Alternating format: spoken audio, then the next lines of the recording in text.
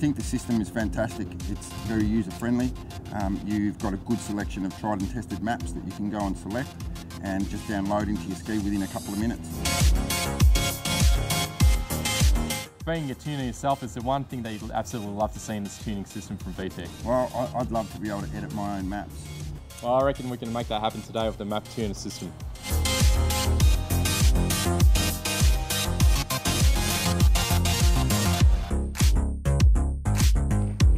Okay, the first thing that we're going to do is connect up the system to the ski.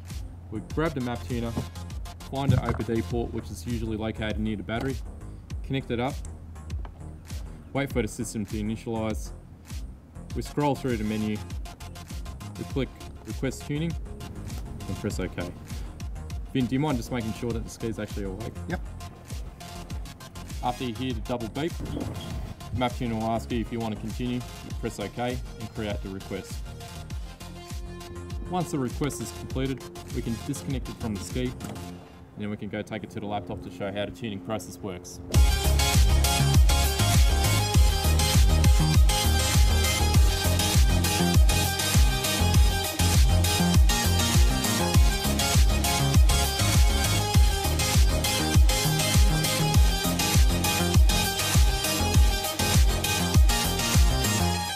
Okay, Vin.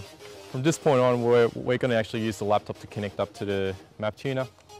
We can connect to it using the USB. Here you type in your username and password, log in, and then this brings you up to the tuning screen. From here you can request softwares. If you haven't purchased a tuning code previously, this is where you'll be able to do it, either by credit card or using PayPal. Once we've connected it up to the laptop, we click on check for updates, and we'll let the unit configure itself to the server. Once this is done, this is when we can choose the tuning files, and from there we can tune the skis. Now that this is finished, we've got all the maps on here. Now we can take the unit and plug it back into the ski and see how the maps look.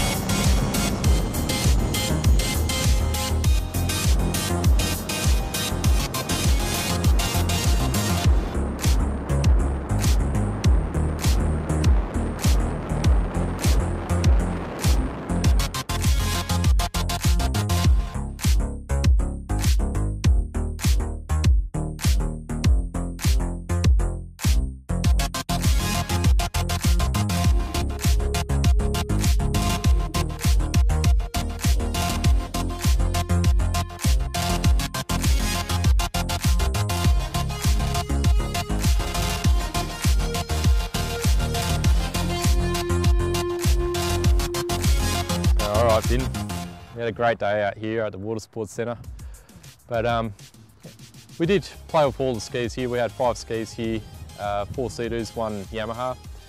How do you think they all went? Oh look, it was interesting to download the maps that were, as the base maps on some of the standard skis that we put in, and one in particular that came that just had an air filter attached to it, where the previous owners put an air filter on it, and we noticed that that wasn't, the fueling wasn't adequate, and we were able to go into the V-Tune tuner and edit that, and obviously make it safe, which is pretty important. Reliability is first and foremost, and then obviously improved throttle response at the same time. So, you know, that jet ski ended up with a really, really good result. Yeah. Yeah, just going back to this one though, like the base map that we loaded in for the larger injectors, though, it was quite conservative. Like you saw what I saw, and obviously there was still quite a bit of room for improvement. So even though it's, you know, a drop-in map for, you know, what could be considered like a stage 3 or almost like a stage 3.5 sort of tune, it was still on the side of safety, you know, which is good to see, I think. What do you reckon? Yeah, no, definitely. I think that the base map was quite conservative to start off with, and obviously that's a good thing, because, you know, the last thing you want to do is put a map in and find that it's not conservative, where it's on the edge and where you may run the risk of hurting an engine, where you don't want to do that, where you can lead up to, you know, obviously more horsepower once you start to edit the map. Oh, well, we'd like to thank everyone that's watched this. We also like to thank greenhulk.net. There's your premium source of information online. Also visit us at crispmods.com.